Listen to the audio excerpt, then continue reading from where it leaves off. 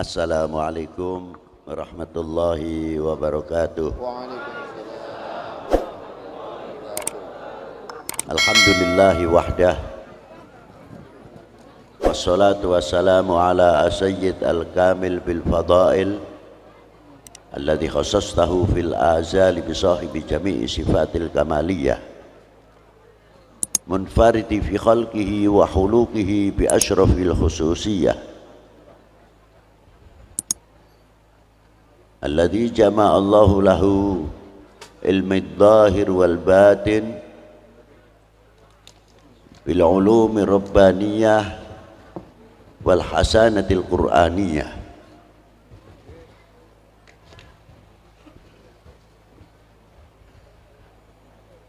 Al habibil alil qadril adimil jah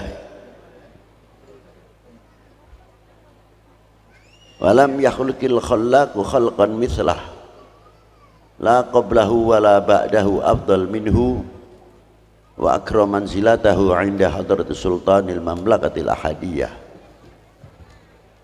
wa ja'altahu wasitatil udma li ahli la ilaha illallah Sayyidina Muhammad Rasulullah sallallahu alaihi wa ala alihi wa sahbihi fi kulli lamhati wa nafasin adada ma wasi'ahu ilmullahi amma ba'du.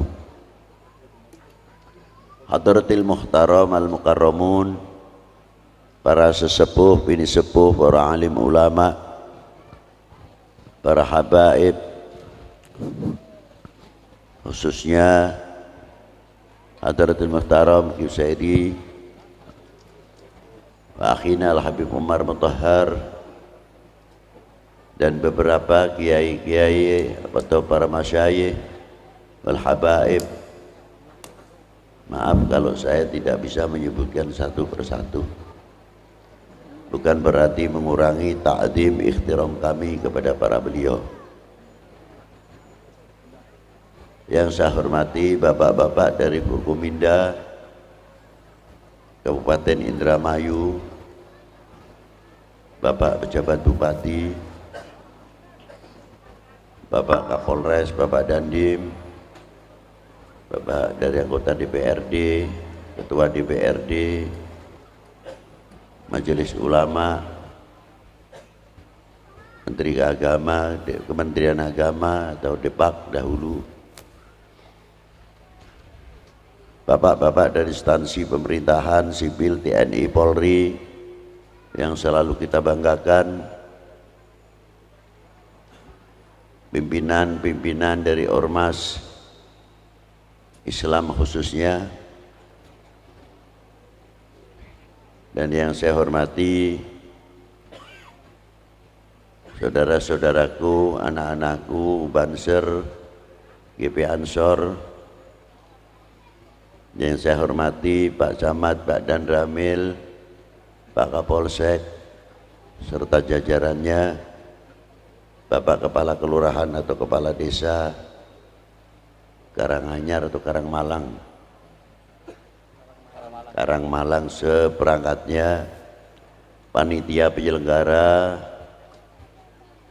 dalam rangka Khol Al-Habib Umar bin Thaha bin Yahya, dan yang saya banggakan Al-Habib Umar Al-Idrus.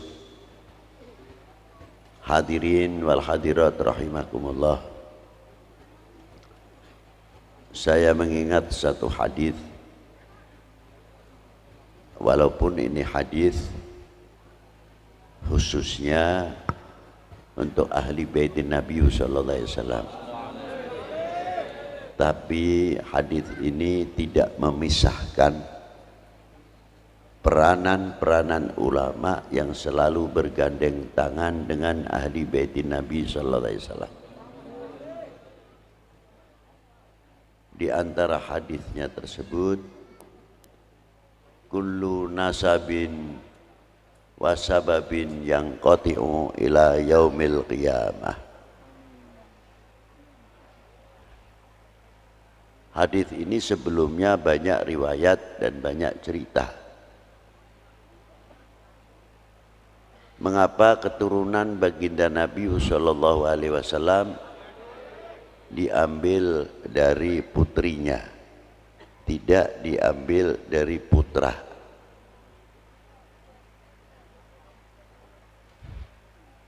Sebabnya apa? Apa sebabnya?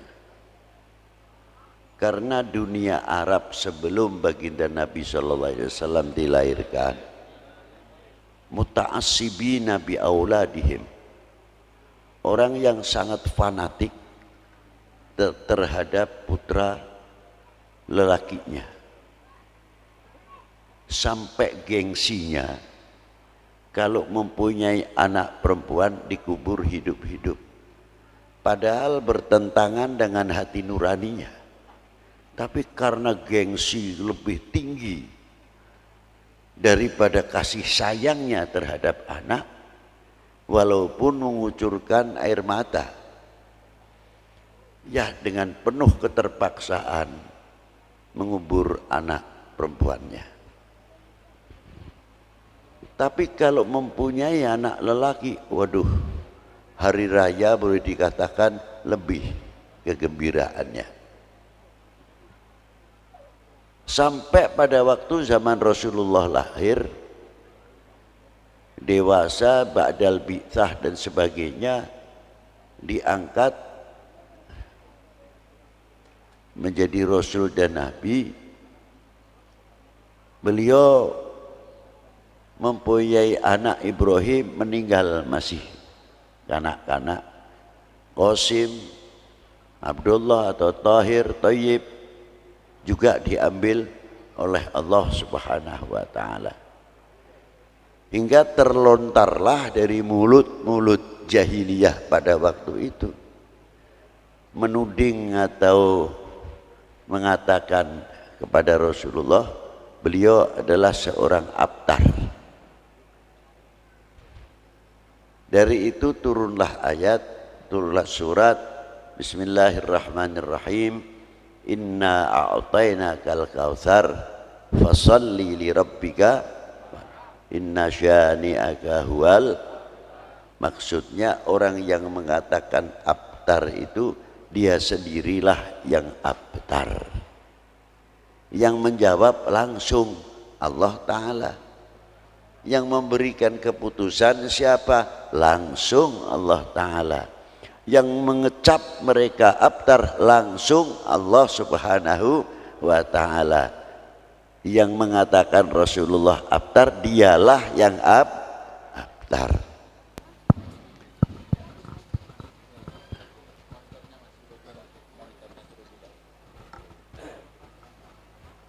Lalu Rasulullah bersabda, saya teruskan hadis tadi, setiap nasab selain dari aku dan sebab dari aku putus, terkecuali yang dari aku, an-nasab maupun sabab. Saya tidak akan menerangkan nasab, ini sudah jelas. Tapi sabab atau hasad. Sabab di sini adalah pertama dari baginda Nabi SAW, sahabat yang mengambil dari baginda Nabi, dari sahabat diambil oleh tabi'in, sampai kepada tabi'in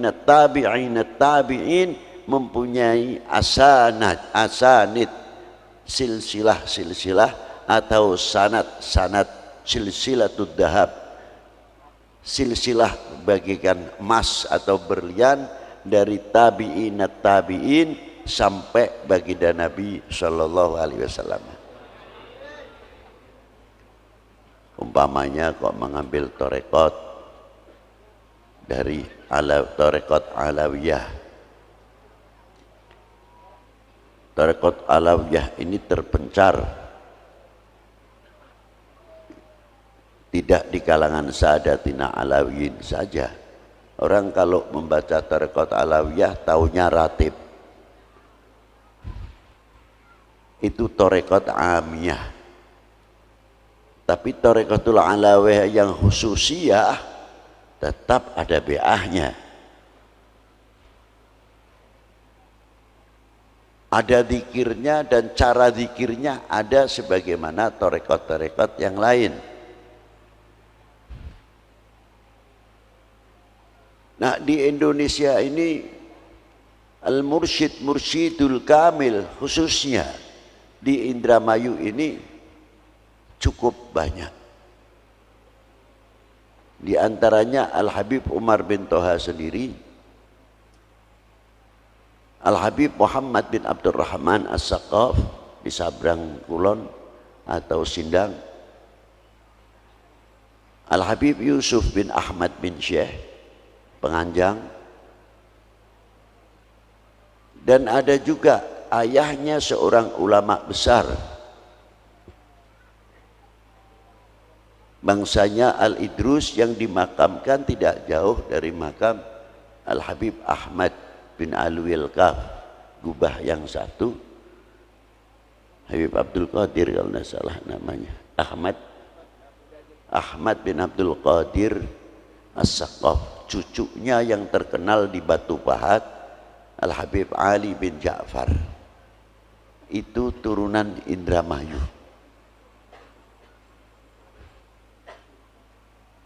Setelah itu disusul generasi mudanya Al-Habib Hussein Al-Idrus. Tidak terlepas an-nasabun, as-sababun, selain daripada an-nasab.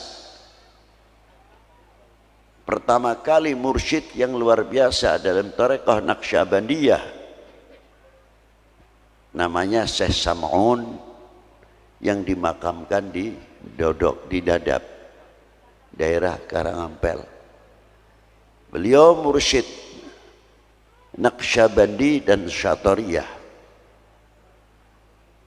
Putra beliau sangat terkenal dan banyak melahirkan tokoh ulama di Indramayu, bahkan tidak cukup di Indramayu saja, sampai ke Pekalongan dan Lirboyo. Mutiara-mutiara yang luar biasa. Siapa beliau? Kiai Syakir bin Kiai Sam'un, termasuk Kiai Syakir itu juga guru Al-Habib Umar bin Toha, gurunya beliau.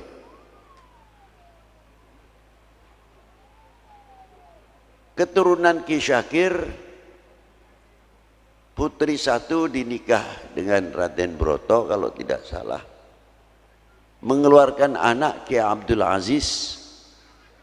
Kiai Abdul Aziz punya anak Kiai Abdul Majid, Kiai Abdul Majid punya anak Kiai Ali, jadi menantu Kiai Said Gedongan.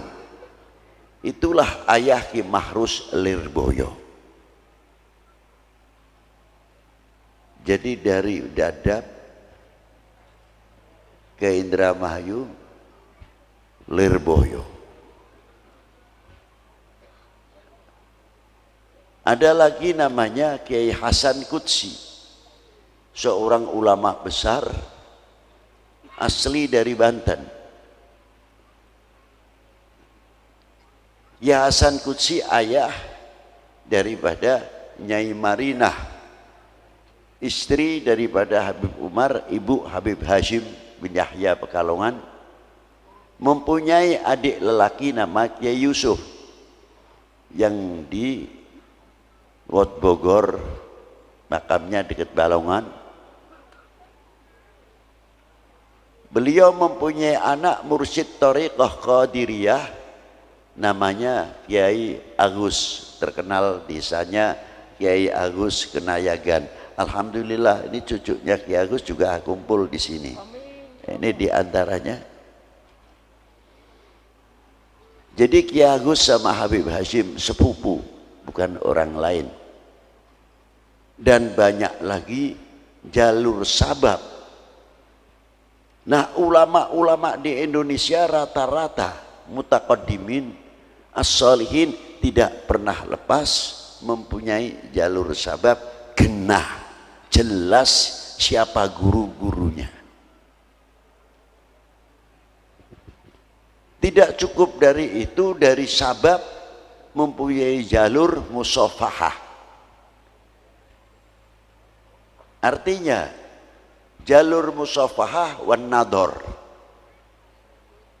Si fulan pernah menjumpai sayyid siapa atau kiai siapa, Kiai Bajuri umpamanya, itu guru saya, alimul allamah Kiai Bajuri Sudi Mampir Al-Mukashif. Saya bisa berjabatan tangan dengan Mbah Kiai Bajuri. Saya tidak menjumpai gurunya Kiai Bajuri, tapi karena saya melihat Kiai Bajuri yang pernah melihat wajahnya gurunya Kiai Bajuri. Dan gurunya melihat wajahnya, sampai melihat wajahnya baginda Nabi, sampai melihat wajahnya para sahabat. Dari para sahabat, ulama sahabat baru melihat wajah baginda Nabi sallallahu alaihi wasallam. Ini namanya nador. Begitu pula orang yang pernah musafahah, mengambil asanid musafahah. Orang ini pernah salaman dengan gurunya, gurunya ini yang pernah musafahah berjabat tangan dengan gurunya, sampai dari ini musafahah, tidak asal salaman, tapi salaman yang khusus mempunyai sanad dari guru tersebut sampai baginda Nabi sallallahu alaihi wasallam. Jelas guru-gurunya jelas. Muttafaqun ilaih, di kalangan para jamaahirul ulama mengakui kealimannya, kealamahannya, mufasirnya, muhaditsnya. Tidak asal pinter ngomong, apal hadits 10, paling ayat berapa sudah nyalahkan orang kesana kesini. Dan muamalahnya luar biasa para beliau itu. Maka tadi diterangkan di dalam tasfiyatul qulub, karena ada ayat ala bidzikrillahi tatmainnul qulub. Yang menyebabkan tatmain itu apa? Karena zikir itu termasuk tasfiyah, membersihkan hati. Jadi yang namanya mencuci musim sekarang ini seperti tadi diterangkan, dari mulai cuci tangan mau wudhu sampai cuci tangan mau makan, diatur luar biasa. Habis makan pun juga ada cuci mulut. Tapi yang paling istimewa setelah cuci mulut, pakai pisang atau pakai apel dan sebagainya, mari setelah cuci mulut kita barengi dengan cuci mulut dengan bertasbih, cuci mulut dengan berzikir, cuci mulut dengan bersalawat ala Nabi sallallahu alaihi wasallam. Jadi bukan cuci mulut tangan saja, kita pakai cuci tangan pakai dan cuci mulut saja, tapi cuci mulut pun dari dahulu sudah diatur oleh para ulama radhiyallahu taala anhum. Dari cuci mulut ini buahnya cuci qulub, tasfiyah. Kalau tasfiyah ini hati ini sudah biasa kita cuci, saben harinya, pengganti alat pencucinya adalah ala bidzikrillahi tatmainnul qulub. Luar biasa kalau bisa. Kelihatannya mudah.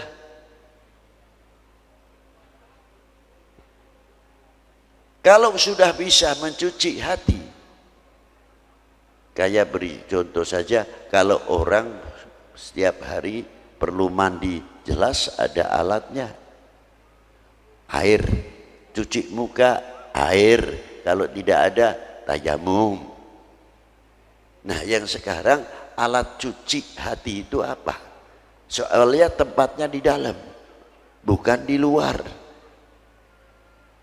Nah, kita ganti hiasan hati yang tadinya hiasan kibir, takabur, sombong dan lain sebagainya.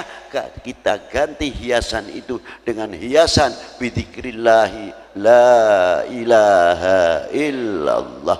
Itu menjadi pengganti hiasan. Bila mana cahaya kalimah la ilaha illallah itu terpancar, akan terpancarlah matanya binuri la ilaha illallah. Bila mana terpancar di hatinya kalimah la ilaha illallah, akan terpancarlah telinganya binuri la ilaha illallah. Bila mana sudah terpancar hatinya dengan la ilaha illallah, lisannya pun akan terpancar ya talakla binuri la ilaha illallah. Inilah. Nah, para beliau dalam hal tersebut tidak semudah itu punya guru. Dalam zikir itu punya guru, tidak sembarangan. Dan punya sanad. Sebab di sini disebut ilmu wusul, ilmu tarekah. Ilmu tarekah itu bukan dikadek tidak mempan, digolok tidak mempan, itu tarekah. Bisa ngobatin orang tarekah, bisa hiber, bisa mabur, itu disebut tarekah. Bisa jalan di atas air, tarekah. Bukan itu tarekah. Yang dimaksud di sini tarekotul wusul, talian yang erat, sambungan dari hati kita kepada Allah Subhanahu wa taala, sehingga sedetik pun kita dididik oleh baginda Nabi sallallahu alaihi wasallam yang melalui para pewarisnya, sehingga kita tidak pernah lupa kepada Allah Subhanahu wa taala. Gerakan-gerakan tangan kita tergantung kita juga. Ini satu contoh yang kecil. Apa di antaranya? Kalau kita sudah kebiasaan pakai baju tangan kanan dulu, ittiba'un Nabi sallallahu alaihi wasallam, lama-lama mempunyai gerak refleks tangan kanan dahulu. Melepas tangan kiri, pakai celana pun sama, kanan lepas kiri. Karena sudah refleks otomatis. Lisan sama. Kalau lisan ini sudah dibiasakan yang baik, subhanallah, selain daripada itu kata-kata yang baik. Tidak mau mengotori lisan kita dengan omongan-omongan yang jelek. Akan terlatih. Biasanya ngucap subhanallah, subhanallah. Contoh yang gampang. Kita ndak pakai sandal, kebetulan ada orang buang puntung rokok seenaknya masih menyala. Kita nginjak panas kayak apa? Karena lisannya bisa mengucapkan subhanallah, begitu kena puntung rokok yang panas subhanallah. Yang biasanya la ilaha illallah, la ilaha illallah. Yang biasa memelihara kaki empat, ya yang keluar ya kaki empat. Itu refleks. Yang paling berbahaya kalau kaki empat ini dibawa ketika sakaratul maut. Karena pedih dan sakitnya rasanya ketika sakaratul maut, kebiasaannya kaki empat, ya kaki empat yang keluar. Yang dibilangin kaki empat, tidak tahu malaikat nyabutnya tambah temenanan. Kalau perlu dibrodot sisanya. Kita dibimbing oleh baginda Nabi sallallahu alaihi wasallam supaya mendapatkan tatma'inul qulub. Sebab kalau tatma'inul qulub meningkatkan martabatut tauhid. Kalau sudah mencapai tingkat tatma'inul qulub, melihat selain Allah adalah makhluk, la naf'an wala dharra, tidak bisa memberikan manfaat atau madarat karena makhluk. Lah itu. Hatinya kembali kepada Allah, tidak mempunyai rasa kekhawatiran, Justru adanya kekhawatiran untuk memohon kepada Allah. Kalau manusia tidak diberi rasa khawatir, menggampangkan minta kepada Allah. Karena diberi khawatir, memohon. Itulah hikmah daripada khawatir. Tapi tetap dalam pandangan tauhid, kembali kepada Allah Subhanahu wa taala. Yakin bahwa corona adalah bukan Tuhan. Corona adalah makhluk. Corona bukan sesuatu yang menakutkan.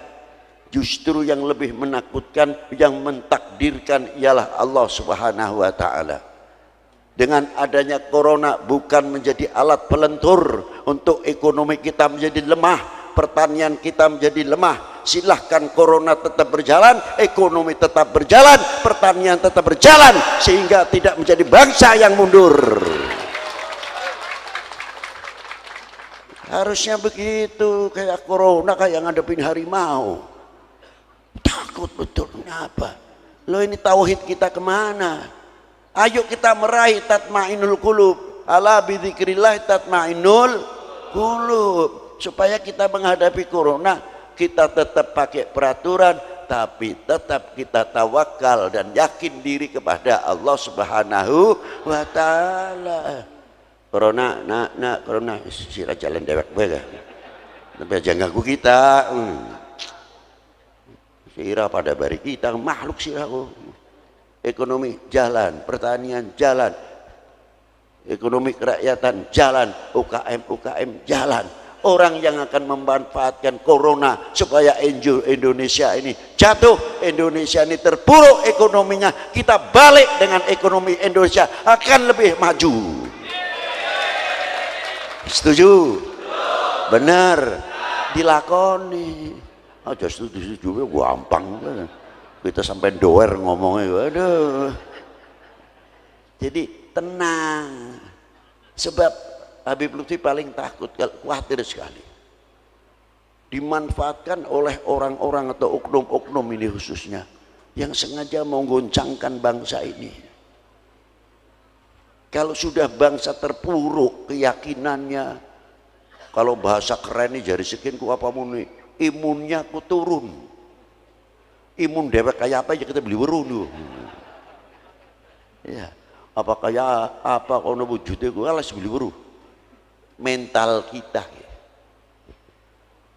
Lamun mental kita ku medun, ini maaf yang dari Pekalongan, ini asli bahasa Inggris ini. Tenang baik beli di dunia kita ini.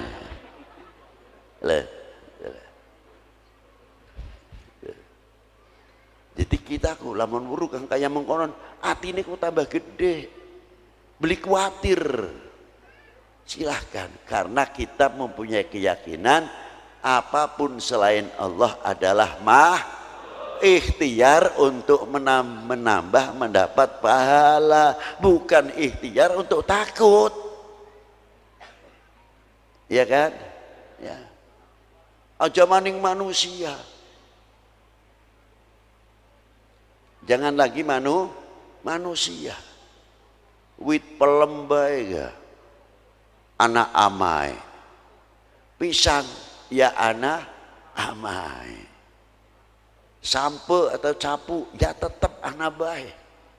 Tapi tetap tumbuh, tetap mengeluarkan pisang walaupun ada ama aja kalah bari wit gedang bae. Bagian anak amai godongnya pada rusak tetap bae. Jadi ekonomi tetap berjalan gedang bae wit pisangku bisa jaga ekonomi aja maning sira bari kita. Enak-enakan mengkonon bae gua digawe ribut bae. Apan kaya kian wedi apa maning sing wong duweni penyakit was-was ku. Lah. Iya, sampai tekan salate duduning penyakit bae was-was ku. Sampai tekan was-was tekan salat. Wudu wis ping 17. Usoli nembuh usolli fardol maghribi wis tinggal Allah mandek di sida maning usolli maning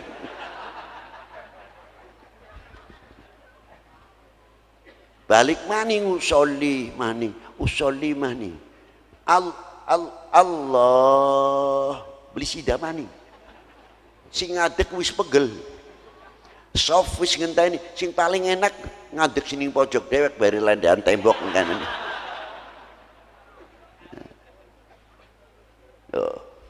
sing mburi gaya wis deleng nabe kene lamun punjul sing ping telu mundur tak tarik bae imam kon mundur muni sepisan bae bisa temenan dinteni ku ping telu beli bisa tetep gagal mani dijawil Kang mundur soli beli tekan-tekan minggu beli ning buri ya deleng kita ku sepisan ku dadi deleng ngonon kowe ku angel sof Allahu Akbar sing buri nyemplung ya kiyen ku imam takbir kabeh Allah tenang beli maca Fatihah malah biluk ngandel beli ku sira sepisan kita ku dadi lho yakin wong was kliwat mani ya nana maning beng konon niki lah. Jadi kalau orang was-was itu ya begitu itu kalau kita pelihara. Tapi kalau orang mempunyai tatma'innul qulub akan terhindar dari was-was dan sebagainya. Maka dengan adanya hal tersebut untuk membangun mental kita akan menjadi mental yang baik. Contohnya sing di kholi. Kalau yang di kholi ini umurnya cukup panjang, beliau bukan sekadar ulama saja, beliau adalah seorang ekonom, seorang petani yang berhasil. Setelah beliau belajar di Hadramaut, di Tarim, beliau sempat keliling ke 88 negara sumber-sumber ilmu dan mendapat ijazah dari guru-gurunya yang sangat sempurna. Ketika beliau di Mekah menjumpai guru muhadits Syekh Muhammad Said Sambal, itu termasuk guru beliau yang mengarang kitab Sanad Sambuliyah. Dan ketika beliau di Mekah, guru beliau Said Ahmad Zaini Dahlan dan beberapa tokoh-tokoh ulama di Haramain.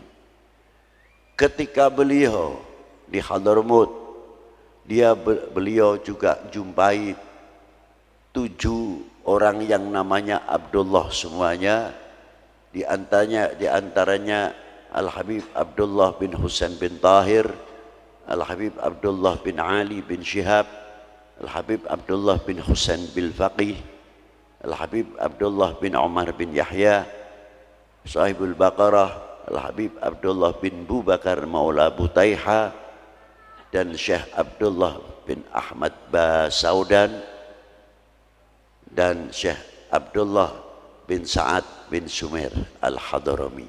Ini maha guru pada waktu itu, termasuk guru-guru beliau pada waktu di Hadramiyah, dan tidak mengambil dari beliau saja, guru-guru banyak beliau, sangat banyak.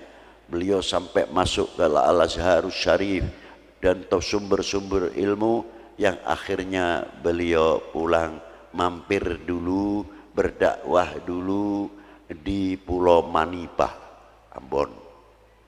Beliau di sana bersama Al-Habib Ibrahim Ba'bud dan Al-Habib Abdurrahman Al-Hamid sempat mendirikan satu masjid yang diberi nama Nur Selange di daerah Manipah. Beliau melanjutkan terus perjalanannya sampai di Cirebon karena beliau dilahirkan di Palimanan. Terus beliau membangun Cirebon, tinggal di daerah Sindang Laut, mendirikan pondok pesantren pertama di daerah Tuk, yang melahirkan beberapa murid-murid tokoh-tokoh yang luar biasa dari para habaib maupun para ulama. Di antara murid terkecil beliau yang ikut beliau 10 tahun, Al-Habib Husain bin Hadi Al-Hamid, dikenal Habib Husain Berani bin Syah Abu Bakar. Itu murid beliau. Termasuk lagi murid yang tua-tua, Al-Habib Muhammad bin Idrus Al-Habsyi yang di Khauli di Surabaya, juga termasuk menantu beliau. Di samping satu sisi beliau seorang dakwah, beliau juga seorang ahli ekonom. Beliau mampu menguasai dunia perkayunan dari Kalimantan, semua di tangan beliau. Sehingga Belanda tidak bisa menekan pada waktu itu dalam bidang perkayunan karena di tangan Al-Habib Umar bin Toha. Sehingga bisa membangun, membelikan tanah-tanah dan lain sebagainya. Dan memikirkan kesejahteraan setiap dunia pesantren, Habib Umar tidak tinggal diam. Beliau yang demikian itu tidak lain meniru riwayat Wali Sembilan. Wali Sembilan ini masuk ke Indonesia bukan adu kesaktian. Wali Sembilan masuk ke Indonesia orang-orang intelektual, ekonom, ahli pertanian, beliau ahli kedokteran, ahli obat-obatan, masuk di zaman yang di Majapahit, yang di Pejajaran. Langsung beliau menggunakan dalam dunia perekonomian sehingga memasukkan income di setiap daerah yang beliau tinggali, yang akhirnya beliau mendapatkan kesempatan dengan sektor ekonomi, pertanian, dengan dakwah yang luar biasa. Itulah diantara keberhasilan-keberhasilan dari Wali Sembilan. Sampai sekarang pun sering saya ceritakan, tidak usah jauh-jauh, Wali Sembilan, Sunan Gunung Jati mampu menciptakan ekonomi kerakyatan, bisa mempersatukan umat. Kebinekaan di situ sudah tumbuh, disponsori oleh Maulana Syarif Hidayatullah. Separuh yang ziarah untuk muslim, yang separuh non muslim, dengan hak-haknya masing-masing. Luar biasa. 440 tahun yang lalu beliau meninggal, tapi masih mempersatukan umat, masih membuat ekonomi kerakyatan, bisa mempersatukan lingkungan. Itulah Syarif Hidayatullah, satu contoh. Tidak usah kita mencontohkan yang 8 wali, terlalu jauh. Kalau kita ke Gunung Jati dekat. Makanya ketika kita ziarah ke Wali Sembilan, ya ditanya, Beb, istimewanya ziarah Wali Sembilan apa? Ya kalau saya malu, Beb, undak karomahnya terlalu tinggi. Kita cukup malu kepada Allah dengan sebab Maulana Syarif Hidayatullah, orang sudah mati sekian tahun masih bisa mempersatukan umat, masih bisa mempersatukan bangsa. Nah kita-kita ini pantasnya meniru, bisa menjadi tokoh pemersatu, bisa menjadi umat, perekat umat, membuat lem, mampu mengantisipasi bagaimana Indonesia ini yang strategis, subur dan sebagainya. Bagian orang urusan 50 pira negara jari wisnya karena Indonesia tetap kaya. Lama-lama mereka yang butuh sama kita. Jangan kecil hati, tunjukkan I am Indonesia, saya bangga menjadi bangsa Indonesia. Primen gini, setuju beli nih? Cangkemnya boy. Mestinya kita harus bangga menjadi bangsa Indo, harus begitu. Tunjukkan kita mampu. Si ngincerku banyak. Maka dari itu kita pandai-pandai harus bisa memberi kekuatan-kekuatan, menjajari, memperkuat lapisan-lapisan. Luar biasa kalau bisa. Habib Lutfi tidak bakal diam soal masalah urusan kebangsaan. karena terkait sekali dengan perjuangan para ulama-ulama pendahulu. Jangan dikira masalah kebangsaan itu hanya sekarang, dari dulu pun sudah diterangkan oleh para ulama-ulama mutaqaddimin, tinggal kitanya baik. Coba berapa ulama-ulama kita yang ikut andil dalam perjuangan bangsa ini. Kita selalu ingin mengingatkan supaya menjadi bangsa yang kuat, tidak menjadi bangsa yang mudah dipecah belah. Sampai takon bagaimana cara memajukan ekonomi Indonesia, gampang. Kita balik, apa yang ada kekayaan di negeri kita banggakan. Zaman yang maning jambune Bangkok, lelene Bangkok, ayamnya Bangkok, sing beli Bangkok apa bahe. Ganti duren Indonesia, lele Indonesia, ayam Indonesia, ikan Indonesia dan sebagainya Indonesia. Itu baru ekonomi Indonesia akan maju luar biasa, karena bangsa ini merasa menghargai, menghormati apa yang ada keluar dari bumi pertiwi. Mestinya kan harusnya begitu. Kalau mau nganggo barang sing luar negeri kaya nelangkan, padahal made in Indonesia kan go.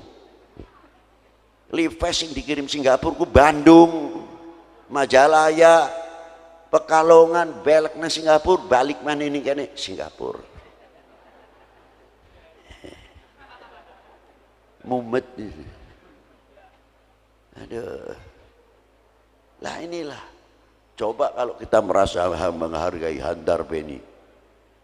Saya tidak merugikan orang lain sebelum menguntungkan bangsa sendiri, sebelum menguntungkan negara sendiri. Itu kan begitu. Itu ajaran para ulama. Coba sampai sekarang Wali 9 kuburannya ramai. Itu petanda, syarah untuk kita semuanya. Maka dari itu, dengan adanya hall dan sebagainya, supaya kita menjadi bangsa tidak melupakan sejarah. Kalau sudah melupakan sejarah, ya jatakon setengah siji nih, jatawa-tawa. Nah, maka dari itu sekali lagi, adanya hall itu penting, sebab Indonesia ini banyak suri toladan. Bagaimana supaya kita bisa meraih dzikrus shalihin, kata sabda Nabi, dzikrus shalihin tanzilu rahmah. Sebab sering banyak kita menceritakan riwayat hidup para sholihin, akan sebab turunnya rahmah. Nah, kita bisa mengambil suri tauladannya dari segi dakwah, bagaimana ulama-ulama dulu, dari segi perjuangan bagaimana ulama-ulama dulu dan tokoh-tokoh bangsa ini ikut andil besar untuk memerdekakan bangsa ini dari belenggu penjajah dan lain sebagainya. Nah, kita sudah mempunyai kontribusi apa untuk mengisi kemerdekaan ini? Saya mau tanya, sudah mempunyai kontribusi apa? Mestinya malu kepada para beliau. Tapi kalau sudah tidak ada penghormatan, penghargaan terhadap para aulia, para ulama, para pejuang-pejuang pendahulu, sepi, langka, beli weruh, apa bangsanya yang ke depan ini jadinya? Kekuatan nasionalisme adalah orang yang mengerti sejarah, orang yang tidak melupakan sejarah. Kalau seorang anak mengerti berbakti kepada kedua orang tuanya, karena orang tuanya mendidik satu dengan agama, kedua kali orang tua selalu mendidik lu payah wong luru duit ki mengkenen, mencari sesuap nasi, secari kain dan sebagainya. Terkadang bagian wong tua loro wetenge kempong asal bocah warek. Itu perjuangan orang tua. Kita mangan enak kilingan anak, kita makan enak kilingan putu. Tapi anak bari putu wis gede-gede duit-duit, durung tentu kilingan wong tua, durung tentu kilingan anak. Tapi kalau orang tua lain. Apalagi kalau sudah gaji pas-pasan, wis kanggo bayar utang, ana sing durung kanggo bayar sekolah dan mumet ben bengi puter keliling utekem dan lain sebagainya. Nah, kalau anak-anak kita tahu yang demikian atas perjuangan para sesepuh kedua orang tua kita, kita pasti akan menjadi anak yang soleh. Tidak mungkin kita akan menjadi anak yang nakal. Rasanya malu kalau kita menjadi anak yang mengecewakan kedua orang tua. Pasti akan membangun keluarga itu kompak, kita itu rukun. Tapi coba kalau anak sifatnya masa bodoh terhadap orang tuanya, tidak tahu, taunya rumah mentereng, sudah punya kerjaan atau pabriknya besar dan lain sebagainya, tapi tidak pernah belajar kesusahan payahnya orang tua. Apa yang terjadi? Manja. Dan bangsa ini dibangun bukan oleh kemanjaan. Betul? Bangsa ini dibangun tidak atau bukan oleh kemanjaan. Itulah hebatnya. Maka dari itu kita tanya, kita lamun ziarah ning kubur ning wong tua loro, apa sing di pertama kali kita bertanya? Apa tahlil, apa doa? Biasanya ya doa, yasinan dan sebagainya. Bagus. Tapi coba kalau kita ziarah kedua orang tua, ngomong ning wong tua loro, "Mak, Pak, hampura dongakaken Mak. Suwunaken ning Allah taala. Muga kita ki sing dadi anak bisa nyenengaken wong tua loro bagian wis ning jero kubur. Jangan sampai kita dadi anak sing mengecewakan mak bari bapak. Emak telah kembali, bapak telah kembali, kita durung bisa nyenengaken mak, kita belum bisa nyenengaken pak." Anak yang tahu jasa orang tua. Dan semoga mak doakan kita keluarga kakak ngadi sing rukun, sing kompak. Ini yang tahu akan jasa orang tua. Tapi kalau tidak tahu jasa orang tua, justru disinilah akan dimanfaatkan bagaimana bangsa ini bisa dipecah belah. Karena apa? Melupakan sejarah. Disinilah pentingnya. Tapi alhamdulillah di Indonesia ada 10 November. Ada 10 November Hari Pahlawan. Untuk apa? Supaya kita selalu mengingat perjuangan kedua orang tua, perjuangan para pejuang-pejuang yang ikut andil besar menegakkan sangsaka merah putih. Kita pernah andil apa? Pernah andil apa kita? Tinggal ngatur wis sing bagus ngono, benceng-ceweng bae. La ilaha illallah. Nangis ulama-ulama kita, para pejuang-pejuang kita yang telah meneteskan darahnya, bahkan jiwanya melayang. Untuk siapa? Demi cintanya kepada bangsa dan tanah airnya, karena Allah Subhanahu wa taala. Apakah kita akan menjadi umat bangsa yang mengecewakan para beliau? Jawab. Buktikan kalau tidak. Ngomong tidak sih gampang baik. Kalau tidak, kita akan menjadi bangsa yang kuat, tidak mudah dipecah belah oleh hoax dan lain sebagainya. Semakin adanya macam-macam, semakin kita merapatkan jajaran kita, tidak memberikan kesempatan seujung rambut pun kepada oknum-oknum manusia yang akan memecah belah umat dan akan memecah belah bangsa ini. Wahai bangsaku yang kubanggakan, relakah negerimu terpecah belah? Jawab yang keras. Buktikan kalau tidak. Selanjutnya, assalamualaikum warahmatullahi wabarakatuh.